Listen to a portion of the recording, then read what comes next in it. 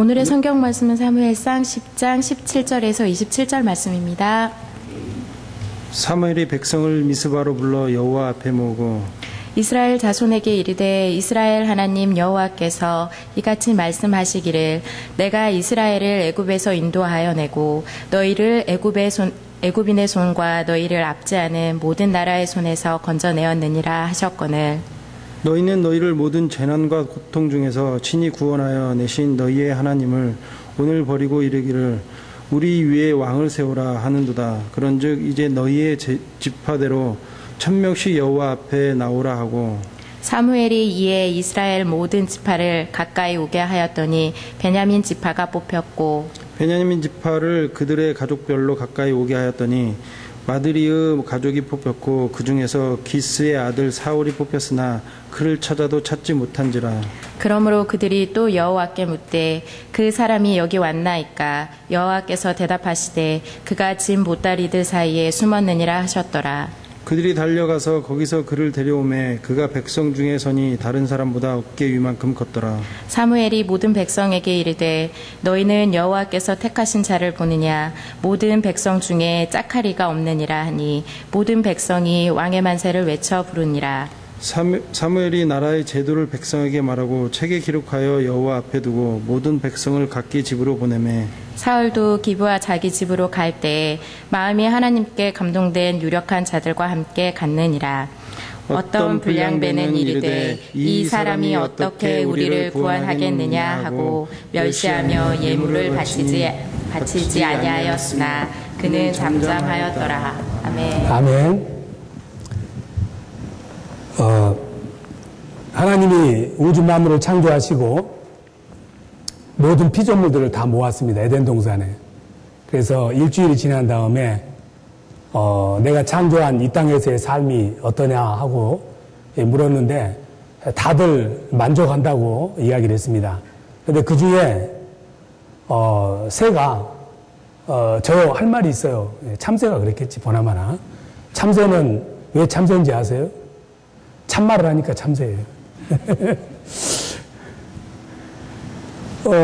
제가 이렇게 일주일 지내고 보니까 제가 너무 억울합니다. 왜 억울하냐? 다른 짐승들은 다 이렇게 싸워서 이길 수 있는 그런 신체 도구들이 있는데 저는 그런 게 없는 것 같습니다.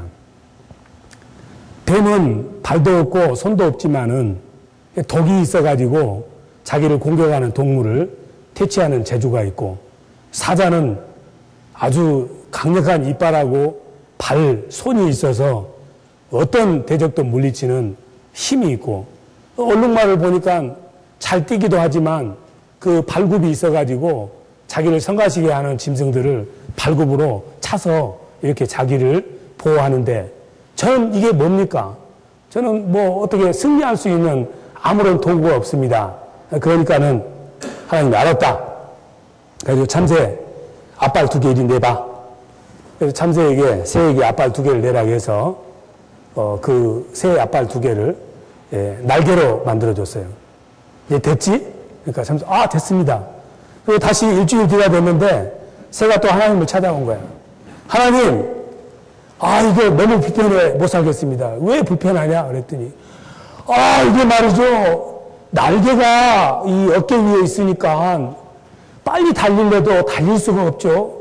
그 다음에 뭐 좀 먹으려도 옛날에는 앞발이 있어서 이렇게 집어서 먹었는데 그 집어 먹을 수도 없고 부리로 이렇게 쪼아서 먹으니까 보통 불편한 게 아닙니다.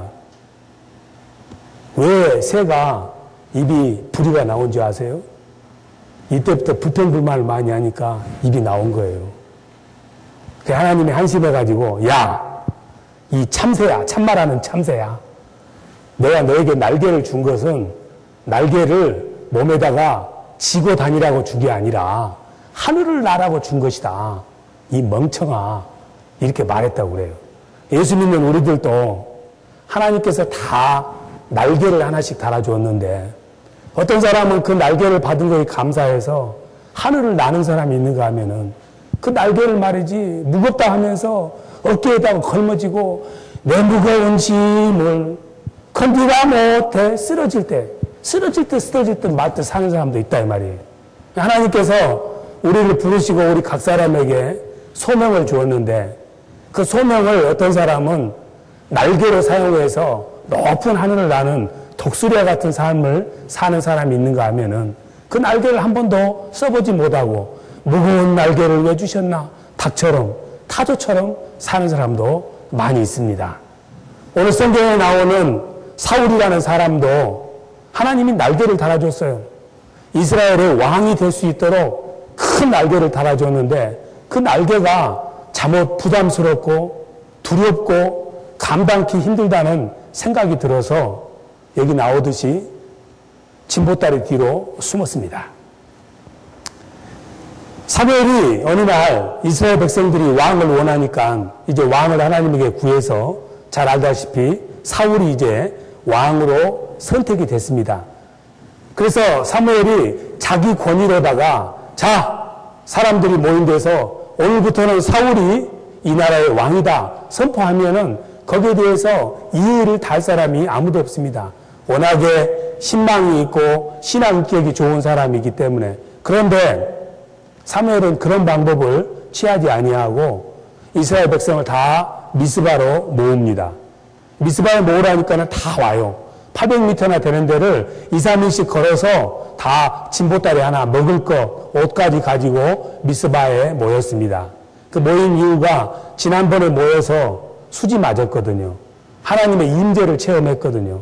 영적인 부흥을 이뤘기 때문에 또 한 번 하나님의 그러한 놀라운 부흥과 임재를 기대하면서 사람들이 다 모였습니다. 아마 김재범 목사가 모이라고 했으면 안 왔을까요? 가봐야 또 헌금이나 알아가고 또 그 듣기 싫은 기도하라는 소리는 할 거니까 아마 여러분들이 안 올 거예요. 근데 사무엘은 부르면은 모이면은 하나님의 역사가 있으니까 사람들이 모인 거예요. 모여서 다 모였는데 이제 각 지파에서 1000명씩을 뽑습니다. 1000명씩을 뽑으니까 1000 곱하기 10이 하면 얼마예요? 그거 뭐 다 알지 뭐. 12,000명. 12,000명을 세워놓고 자 이제 이스라엘 왕을 제비뽑기를 하겠다. 제비뽑기를 하겠대. 제비뽑기 좋아하시는 분들 많이 있을 거야. 그런 분들 꼭 복권 사는데 하여튼 제비뽑기로 왕을 하겠다. 그러니까 사람들이 웅성웅성 하는 거예요. 왕을 어떻게 제비뽑기를 하나?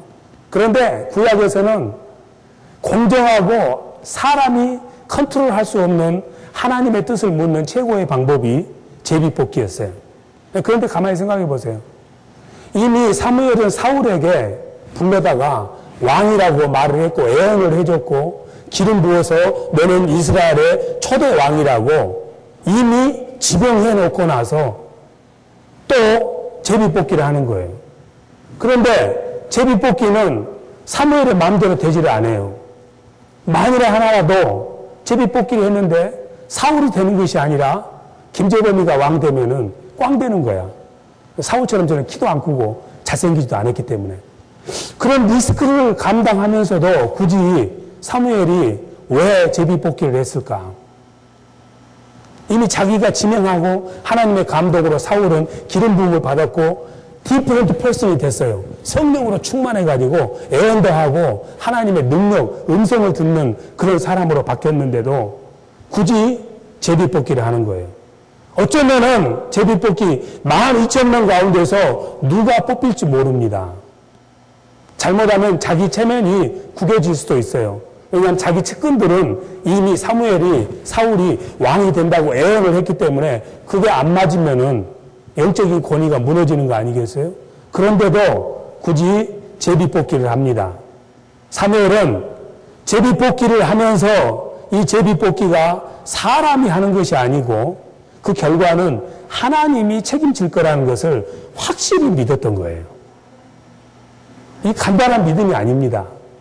여러분들이 한국에 나는 가수다 프로그램을 봤는지 모르겠는데 그 프로그램 가면은 이 동그랗게해서 처음에 노래하는 순서 뽑는 할 때 가수들이 아주 되게 긴장해요. 노래하는 것보다도 더 긴장합니다. 왜냐하면은 1번 안 뽑히려고. 1번은 사람들이 아직 마음이 준비가 안 되고 썰렁한 가운데서 노래를 해야 되기 때문에 어지간히 잘해가지고는 사람들이 박수를 안 치거든. 그리고 잘했다 할지라도 4번, 5번, 6번 가면서 좀 잘한 사람 나오면 1번 잊어버려요. 그러니까 막 그 뽑을 때 보면은 자기 매니저하고 둘이 이것저것 아무리 머리 써도 1번 뽑은 사람 1번 뽑히는 거예요. 꽝 되는 거예요. 이런 위험이 있는데 12,000명 가운데서 제비 뽑기를 이제 하기 시작했는데 제비를 뽑은 결과를 하나님이 책임질 거라고 사울은 믿고 있었어요.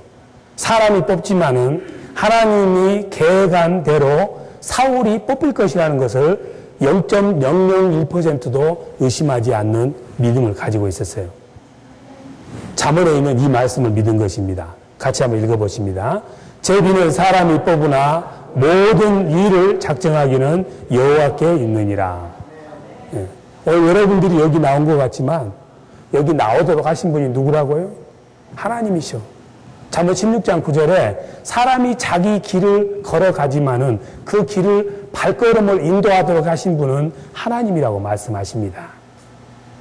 어처구니 없는 믿음이지만은 복골복 같은 믿음이었지만은 이 믿음으로 제비 뽑기를 했기 때문에 이제 한 사람 한 사람씩 나와서 제비를 뽑았습니다. 자, 12지파 중에서 어느 지파에서 왕이 나올지 12지파 족장들 앞으로 오시오. 딱 뽑았는데 어디가 뽑혔겠어요? 베냐민 지파가 뽑힌 거예요. 자, 베냐민 지파 이리 나와. 베냐민 지파 중에서 그 중에서 이장들 앞으로 서가지고 뽑아. 했더니 누가 뽑혔어요? 사울이 사는 동네에 마드리라는 그 동네인데 그 동네 이장이 그걸 뽑은 거야. 그러고 나서 다시 자 여기 그럼 마드리 사는 사람 이리 와 해가지고 뭐 몇 가정인지는 모르겠는데 뽑아 했는데 누가 뽑혔어요? 기스의 집안이 뽑힌 거예요. 기스의 집안이 아들들이 있잖아. 자, 아들들이 이리 와 뽑아 했더니 아주 귀신 도채비처럼 세상 말로 하자면은 누가 뽑혔어요? 사울이 딱 뽑힌 거예요. 그런데 뽑혔는데 사울이 어딨어? 하고 보니까 사울이 그 자리에 없는 거예요. 어찌된 일인지 모르겠어. 사울이 직접 안 뽑았다는 이야기야. 그 사람들이 야, 사울이 여기 있나? 하나님에게 물어보니까 하나님께서 사무엘을 통해서 사울 제비 뽑다가 뽑기 전에 아니면은 언제인지는 모르지만 저기 진보다리 뒤에 숨어있다 이 말이에요. 12,000명이 진보다리를 가려는데 진보다리가 얼마나 많겠어요. 그 안에 숨으면 아무도 안 보입니다. 근데 여러분들이 이제 수수께끼를 낼게요. 수요일 날은 하는 분들은 다 아는데 사울이 진보다리 뒤로 숨은 것이 제비 뽑기를 시작하자마자 숨었다. 1번. 2번. 제비 뽑기를 시작해서 베냐민 지파가 보이는 순간에 진보다리로 숨었다.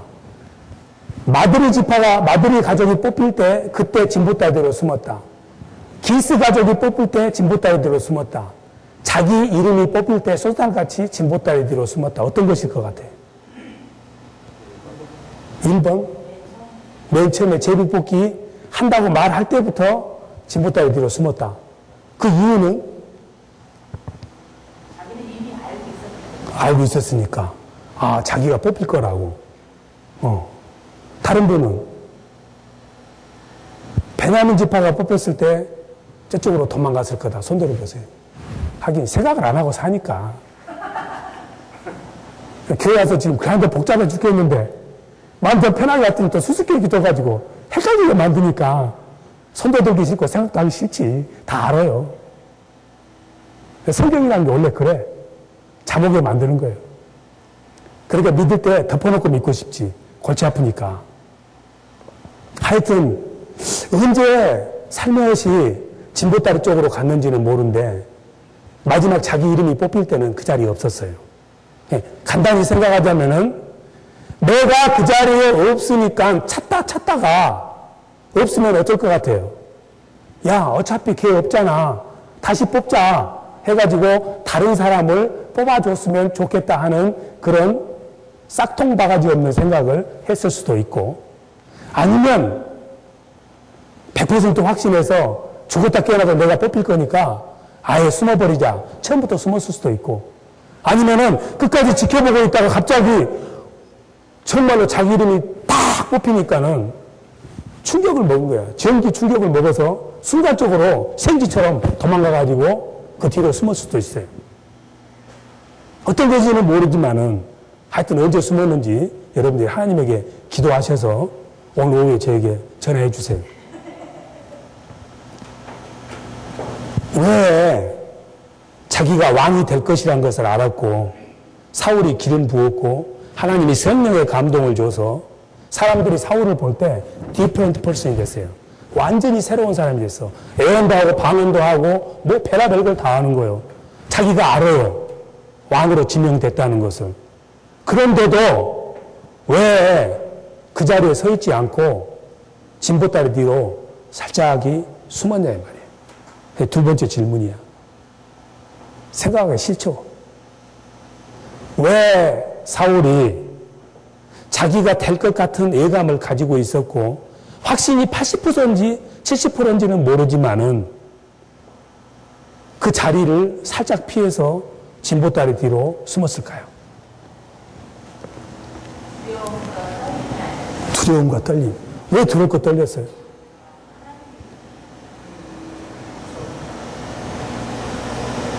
과연 진짜로 내가 택함을 받았을까? 택함을 받았을까? 네. 또 다른 분은 또 대답하기도 싫고 생각하기도 싫고 답은 네가 줘. 예배를 왜 나왔어? 목사 말 들으러 나왔지. 이런 신앙을 하면 안 돼요. 여러분들이 예배에 나온 것은 듣기는 듣는데 예배에 나올 때 차원 높게 나오셔야 돼. 들으러 나오면 안 돼요. 왜 나와요? 하나님 만나러 나오는 거예요. 예배 시작부터 끝날 때까지 집에서 올 때부터 하나님을 만나고 싶은 마음으로 나오셔야 돼. 설교를 들으러 나오시면 안 돼요. 사울이 왜 제비뽑기하는 현장을 벗어나서 진보다리 뒤로 숨었을까? 두려움 때문에 그럴 수 있어요. 아니면은 성격이 좀 내성적이어서 사람 앞에 나서기를 싫어해서 그럴 수도 있어요. 아니면은 굉장히 겸손한 사람이어서 그럴 수도 있어요. 나 말고도 똑똑한 김현수도 있고 이한복도 있고 최성덕도 있는데 내가 굳이 꼭 해야만 되겠어? 이런 겸손한 마음으로 다른 사람이 했으면 좋겠다는 그런 마음을 먹을 수도 있어요. 아니면은 어렸을 때부터 어떤 이유인지는 모르지만은 사울 집안은 아주 유복한 집안이고 좋은 집안이어서 이 아이는 바른 생활 어린이였어요. 예, 바른 생활 어린이의 특징은 다른 사람의 눈치를 잘 보는 거예요.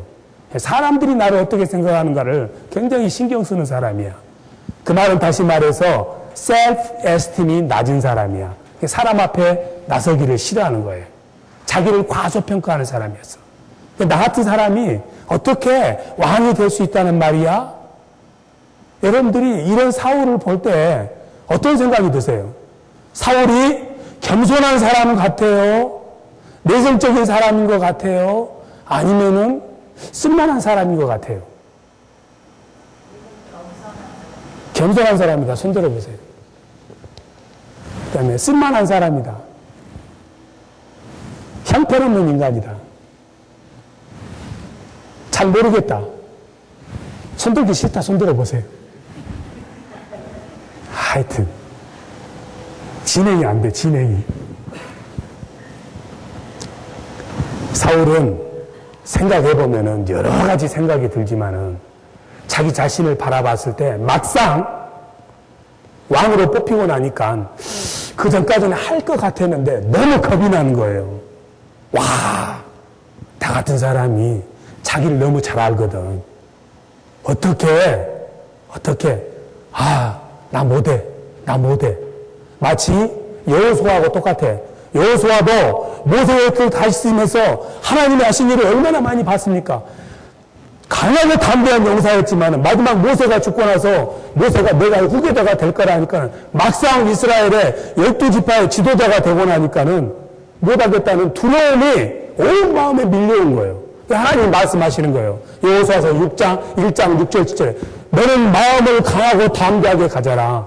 덜덜덜 떠지 마라. 얼마나 용맹한 용사입니까? 그런데 막상 그 자리에 서 보니까는 자신이 없었어요. 사울도 마찬가지였습니다. 자기 자신을 쳐다보니까는 나는 왕의 제목이 아니라는 생각이 많이 들었어요. 여러분들도 그러잖아요. 제가 간혹 주보에다가 여러분들의 의사를 묻지 않고 어떤 사역팀에 이름을 딱 올립니다. 그러면 그냥 순종하면 돼. 근데 또 찾아와가지고 굳이 시험 들지는 마세요. 뭐 그런다고 해서 나쁜 건 아니니까. 정 마음에 안 들면 말해야지, 정직하게. 겸손은 정정한 겁니다.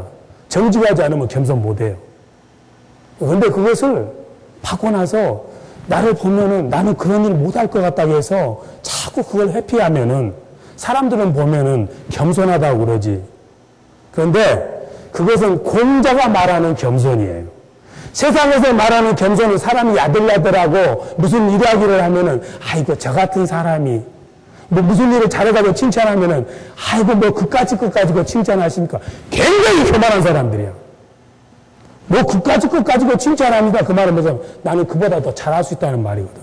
말 잘 들어야 돼요, 여러분들. 그러니까 어떤 일을 시키면은 나는 못하겠다, 기분이 나쁘다, 뭐 어쩌고 저쩌고 하는 것은 가만히 보면은 굉장히 사람이 성격이 짙고 겸손한 것 같지만 교만한 사람이에요.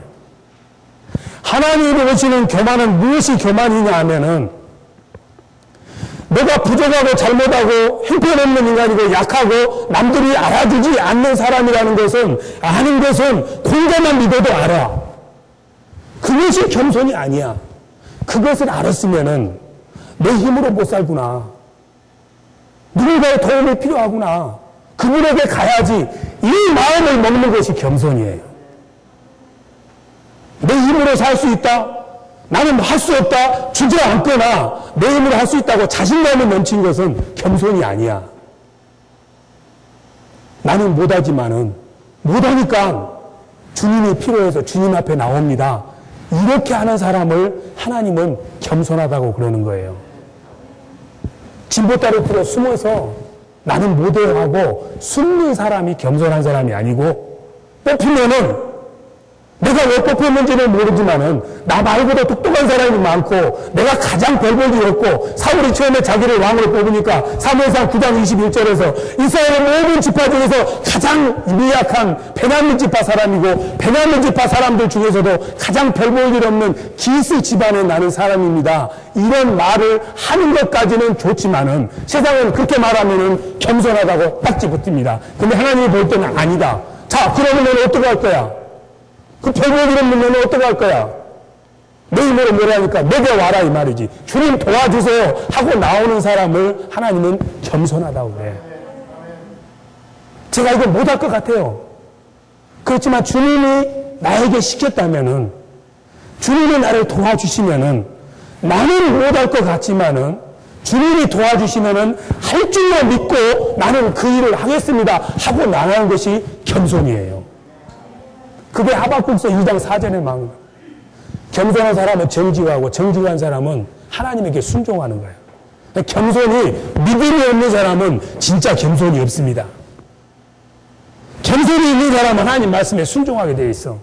믿음과 겸손이 다른 게 아니야. 똑같아. 그래서 베드로전서 5장 5절 6절에서 겸손한 자에게 은혜를 주신다고 그렇게 말씀하셔. 은혜를 받은 사람에게 주님이 함께 하셔. 누가복음 1장 28절 봐. 주가 함께 하시면 어떤 일이 일어나냐? 창세기 39장 1, 2, 3절에 주님이 함께 하면은 만사가 형통해. 왜? 나는 못하지만은 하나님이 도와주시니까. 내 부족하고 연약하는 거, 그거 고백하는 것이 겸손이 아니고, 부족하고 연약하지만 하나님이 이 일을 내게 맡긴다면은 나는 하나님의 도움을 받아서 이 일을 할 수 있을 줄로 믿습니다 하고 고백하는 것이 믿음의 바탕을 둔 겸손이다 이 말이에요. 근데 제가 무작위로 주보에다가 막 찍으면은 그냥 해야 되겠어 안 해야 되겠어? 현실에 적용을 할 줄 알아야지. 말씀을 듣고 아멘하고는 또 써놓으면은 나는 못해하고 보따리 뒤로 숨지 말라 이 말이에요. 정 아니면은 또 와서 이야기를 해야지. 겸손은 정직이니까. 정직하지 않으면 겸손하지 못하고, 믿음이 없으면 겸손하지 못하고, 겸손하지 못하면 하나님에게 순종하지 못하는 거예요. 결국 자기 자신의 부족함이나 연약함을 바라보면은 세상 사람은 너 자신을 알아. 소크라테스가 그랬잖아요. 너 자신을 알라. 겸손하라 이 말 아니에요. 그런데 세상에서는 그게 최고지만은 하나님이 볼 때는 그거는 가짜 겸손이야. A false humble. 그건 겸손이 아니야. 나를 바라보는 것은 하나님을 바라보고 내가 얼마나 차이가 많은지를 알고 그 차이를 하나님 메꿔주세요 하고 나가는 사람이 겸손하다 이 말이에요. 베드로가 그랬어요. 다른 제자들은 다 배 안에 있잖아요. 풍랑이는 배 안에. 베드로가 배 밖으로 나가잖아요. 이건 겸손한 게 아니야. 같이 보면은 경고망동한 인간이지. 그런데 그것이 겸손이야. 왜? 나는 사람이기 때문에 무리를 걸을 수가 없지만은 하나님을 믿고 예수님을 바라보면은 예수님이 나를 무리를 걷게 할 것이라고 믿는 것이 진짜 겸손이라 이 말이에요. 내 능력을 보는 것이 아니라 하나님의 능력을 보니까. 그러니까 배 밖으로 나가서 물을 걸어갔잖아요. 걸어가다가 어떻게 됐어요? 겸손하니까 걸어갔는데 자기를 바라보니까는 물에 빠지는 거예요. 별볼일 없는 인간이거든. 인간은 물에 빠질 수밖에 없지. 그거 당연한 거야. 하나님이 우리를 부르시는 목적은, 이유는 우리가 잘나고 똑똑하게 불러준 것이 아니라 우리가 다른 사람보다 선행을 쌓았고 도덕적으로 잘나서가 아니라 하나님의 사랑으로 우리를 예수 믿도록 불러주신 거예요. 자격이 있어서가 아니야. 하나님은 무슨 능력이 있고 재능이 있고 탤런트가 있는 사람만이 있어야만이 하나님의 일을 이루는 것이 아니고 하나님은 부족하지만 하나님이 부르시면은 어떤 일이든지 아멘하고 나가는 그 드리는 마음을 보시는 거예요. 그것이 바로 겸손한 마음이야. 그런 겸손한 사람에게는 은혜가 임해. 은혜가 임하면 주님이 함께해. 주님이 함께하면은 만사가 형통한 거예요. 다음 주보에다가 이름 다 넣겠어, 내가. 겸손 테스트를 해보겠어. 그렇다 해가지고 이제 끝까지 그냥 이를 악물고 또 그냥 정직하지 못하게 하는 척 하면 그것은 뭐라고? 가짜 겸손이야. 솔직해야 돼, 또. 정직해야지. 정직한 가운데 내가 누구인지를 알고 그 자리에서 하나님의 도우심을 간구하는 삶을 사는 거. 옆에 사람에게 도와주라고 말하는 거. 이게 바로 겸손이에요. 잘난 체 해봐야 자기만 괴롭습니다. 여러분들, 이 겸손한 모습이라는 것이 그냥 사람들 보면 나긋나긋하고 그냥 무슨 일 하면 아이고 저 같은 사람이 뭐 이렇게 하는 것이 겸손이 아니라니까. 그런 사람은 세상에 너무 많아요. 한국 사람은 특히 많아. 그런데 참다운 겸손은 하나님이 부르실 때 알아. 내가 부족하고 연약하고 별 볼 일 없고 그 일을 할 가능성이 자신도 없어. 그래도 하나님이 부르셨으니까 아멘하고 순종하고 가는 것이 겸손이야. 베드로가 그랬어. 얼마나 자신감 있고 똑똑하고 잘났습니까? 누가복음 5장에 보면은 밤새워서 고기를 낚았지만 한 마리도 못 낚았습니다. 자존심이 왕창 구겨졌습니다. 그랬는데 주님께서 오셔가지고 베드로야 깊은 데로 가서 그물을 던져라. 거기서 베드로의 겸손이 나타나. 내가 다 해봤는데 안 되는데요. 이거는 안 될 거예요. 이렇게 말하는 것은 맞는 이야기예요. 그런데 베드로가 뭐라고 합니까? 누가복음 5장 5절에 보니까 BYSSIW Because you say so, I will. 당신께서 그렇게 말씀하시니 말씀을 쫓아서 내가 깊은 데로 가서 그물을 내리겠습니다. 이게 겸손이야. 내 생각으로는 안 되지만은 못할 것 같지만은 하나님이 프라미스 하면은 그 약속을 믿고 내 마음을 드리고 내 몸을 드리고 내 시간을 드리는 것이 하나님이 인정하는 참다운 겸손이라는 것입니다. 그런데 이 사울은 그런 겸손이 아니고 자기 나름대로 겸손이었어. 자기만 바라보는 거야. 그 능력 없는 자기의 시각으로 하나님을 바라보니까 하나님이 초라해 보이는 거예요. 무엇이든지 할 수 있다고 했는데 빌립보서 4장 13절 I can do everything through him who gives me strength. 내게 능력 주시는 자 안에서 내가 무엇이든지 다 할 수 있다고 말하는 것이 겸손입니다. 겸손은 기백이 있어요. 담대해요. 의무가 있어요. 당당해요. 겸손하면은 비리비리하는 것이 아니라 당당합니다. 어깨가 펴지고 기계가 있는 것이 바로 겸손이야. 왜? 나는 별 볼 일 없지만 하나님이 계시기 때문에. 사울에게는 그런 겸손이 없었어. 그런데 다른 선지자들은 보면은 엄청 겸손합니다. 이사야 선지자를 하나님이 부르셨습니다. 그랬더니 이사야 선지자가 뭐라고 합니까? 주여 내가 여기 있사오니 Here I am Lord. 나를 보내소서. 그러면은 하나님에게 쓰임받을 만큼 똑똑하고 잘났냐 하면 아니야. 아주 이사야 선지자는 입이 더러운 사람이야. 입만 열면은 10전짜리가 막 쏟아지는 사람이야. 무슨 말인지 아세요?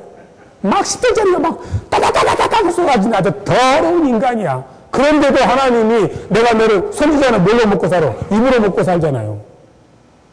그 10전짜리 사람이 주여 내가 여기 있으니 나를 보내소서. 그러면 내 입이 더러우니까 입 좀 깨끗이 해주세요. 그랬더니 성령의 화자로 깨끗이 닦아준다 이 말이에요. 못한다고 주지 않는 것이 아니라 나 이거 부족한지 알지 않습니까? 하나님 이거 고쳐주십시오. 그렇지만 내 마음은 이러든 저러든 하나님이 시킨 일을 하겠습니다 하고 나가는 것이 바로 겸손이라는 거예요. 두려워하지 아니하고 회피하지 아니하고 이게 바로 참된 겸손이에요. 마리아도 참된 겸손입니다. 동년녀입니다. 꽃다운 나이에요. 하나님께서 말씀하시는 거예요. 마리아야 내가 성령으로 잉태할 것이다. 말도 안 되는 소리야. 내 발자는 어찌하라고. 시집도 한번 못 가보고 나 그러면 돌 맞아 죽으라고? 안 되는 이야기잖아요. 그럴 용기도 없잖아요. 부모에게 욕먹을 거 생각하면 어떻게 그럴 수가 있어. 사람의 머리는 생각이 안 되는데. 그런데 마리아는 주님 나 계집종인지 아시잖아요. 내 간통이 크지 않는지 알잖아요. 나 엄마에게 함부로 대드리지 못하는 그런 착한 소녀인지 아시잖아요. 그렇지만은 주님께서 그렇게 내게 부르시고 명하신다면은 주님 뜻대로 행하시옵소서.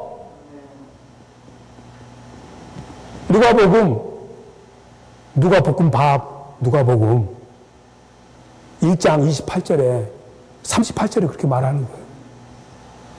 그렇게 겸손하니까 담대한 겸손이었기 때문에 주님이 함께 하잖아요. 뱃속에 일체로.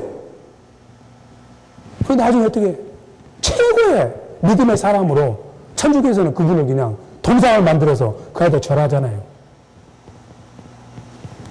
오늘 이 시간에 여러분들이 참된 겸손이 무엇이고 하나님께 부르심받는다는 게 무엇이고 우리가 무엇을 하냐가 중요하지 않아요. 하나님이 나를 부르셔서 어떤 데 쓰느냐가 중요하지 않아. 목사로 쓰느냐 장로로 쓰느냐 무슨 선교사로 쓰느냐 이것이 중요한 것이 아니고 내가 천국 일을 하더라도 하나님이 나를 하나님 일 하는데 썼다는 불러주셨다는 그 사실 자체가 감사해서 왕이 되었던 종이 되었던 청소부가 되었던 그 일을 아멘하고 하는 것이 바로 겸손이고 하나님의 사람입니다. 하나님은 우리 모두를 부르실 때 우리가 잘나서 뽑아 쓰는 게 아니에요. 모세처럼 찌그러지고 정말 아버지 상실감이 있어서 광야에서 40년 동안 완전히 맞는 이야기입니다. 양들하고 놀다 보니까 말도 다 잊어먹었어요. 모세가 말할 때 헬로우 히 한 번씩 하고 하는 거예요. 양들하고 같이 살 금묵자흑이라고. 그런 얼빵된 모세를 들어 쓰셨어. 반항하면 당연하지. 하나님은 그냥 물레방앗간 속에 들어가지고 몰래 방아찌 있는 기드온을 부르신 거야. 큰 용사라고. 뭐 똑똑해서가 아니라 하나님이 그냥 쓰시는 거예요. 천만지축인 베드로를 갖다 쓰시는 거예요. 잘나고 똑똑해서가 아니라 하나님께서 쓰시고자 하는 계획이 있으셔서 불러서 순종하는 그들의 겸손을 보시고 하나님이 쓰시는 것입니다. 하나님은 똑똑하고 잘난 사람만 쓰는 것이 아니라 약하고 별 볼 일 없는 사람을 기어이 쓰시는 거예요. 그게 바로 베드로전서 1장 27절. 세상에 미련한 자, 세상에 약한 자를 들어 쓰셔서 하나님의 살아계심을 나타낸다 이 말이죠. 사도 바울에게 이렇게 말씀하십니다. 고린도후서 12장 9절에 너의 약한 가운데 나의 온전함이 드러난다. 그러니까 도저히 여러분들이 교회에서 사역을 하시거나 어떤 일을 할 때 나는 도저히 못하겠다고 기법하고 싶을 때까지 그 마음이 정직하게 느껴지면은 그건 겸손의 첫 출발이 된 거야. 거기서 멈추면 안 되고 그래도 하나님이 원하신다면은 내가 한번 해보겠습니다. 이런 사람에게 하나님은 은혜를 주십니다. 겸손은 정직이고 솔직해야 돼. 내가 누군지를. 그걸 알았으면은 말씀에 순종해야 돼. 하겠습니다 하고. 그럴 때 하나님께서 나는 못하지만은 할 수 있는 힘과 능력을 내게 주어서 나를 통해서 저런 사람이 저런 큰 일을 하다니 누가 그 일을 도와줬을까? 사람들이 의문을 가지게 해서 쓰임받은 그 사람을 통해서 하나님의 살아계심을 나타내기를 원하십니다. 여러분 한 사람 한 사람이 얼마나 소중한지 모릅니다. 나는 이 세상에서 그 누구도 나를 대신할 수 없습니다. 내가 가지고 있는 지문은 인류의 역사상 60억이 되든 100억이 되든 단 한 사람도 나하고 똑같은 지문을 가진 사람은 없습니다. 쌍둥이라기도 똑같아요. 우리 하나가 태어나기 위해서는 여자분 한 분들이 에그가 300만 개입니다. 그 중에 쓸 수 있는 게 400개예요. 400개 중에 매달 20개씩 쓰지. 20개 중에서 한 개밖에 못 써요. 남자로부터 나오는 게 스팸이 5억 개 정도 됩니다. 5억 개 중에 그래도 그 에그 가까이 가는 게 100개입니다. 그 100개 중에 하나밖에 못 들어가요. 화를 칠 수가 없어요. 얼마나 소중한지 몰라요. 10편 139편 13절에서 16절에 보면은 우리의 지금 이 모습이 만들어지기 전에 하나님은 우리 인생에 대한 계획을 다 가지고 계셨어. 그래서 예수 그리스도를 보내서 우리를 구원해 주셨고 우리 각 사람에 맞는 사명을 주셨어. 나는 못할 것 같지만 내가 얼마나 존귀한 존재인지 무엇이든지 다 할 수 있다. 어떻게? 나를 믿는 믿음으로 말미암아서 너의 순종을 통해서 물이 변화의 포도주가 되고 세상 누구도 할 수 없는 일을 내가 너를 통해서 하고자 한다. 저와 여러분 한 사람 한 사람은 너무너무 소중합니다. 너무너무 존귀합니다. 하나님이 내게 어떤 일을 시키든지 간에 나가 만들어지기 전에 내 인생에 대한 계획을 가지시고 나를 친히 그 아들을 죽여서 구원해 주시고 생명을 주신 그 하나님께서 그것만도 감사한데 내게 하나님의 왕업을 할 수 있는 부르심을 주었으니 우리는 어떤 일이 되었든지 간에 주님 감사합니다. 나 같은 사람을 써주시다니 주여 아멘입니다. 이런 자세로 사실 때 세상이 모르는 은혜와 하나님의 임재와 형통의 축복이 여러분의 삶 가운데 여러분의 자녀들에게 일어날 줄로 믿습니다. 같이 찬양하십니다.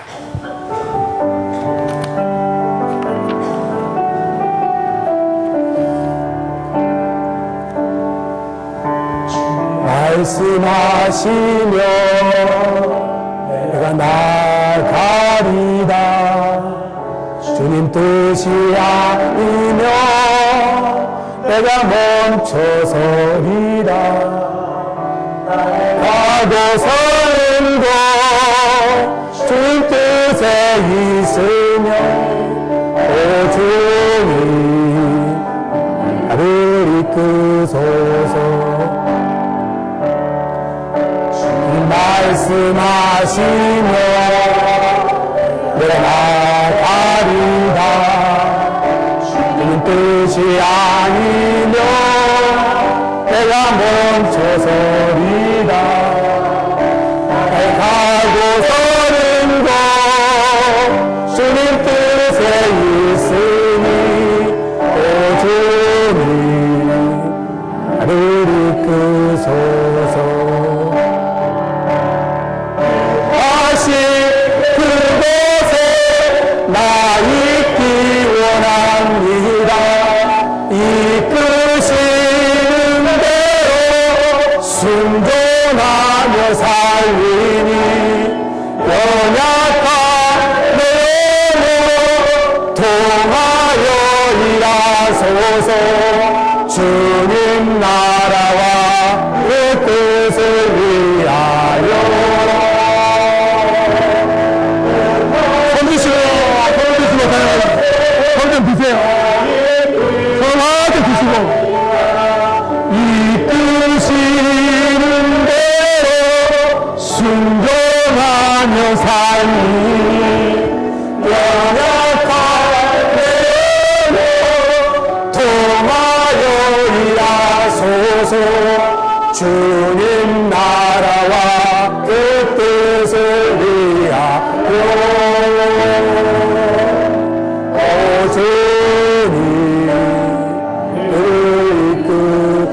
이끌소서. 이 시간에 같이 한번 기도하십니다. 하나님 감사합니다.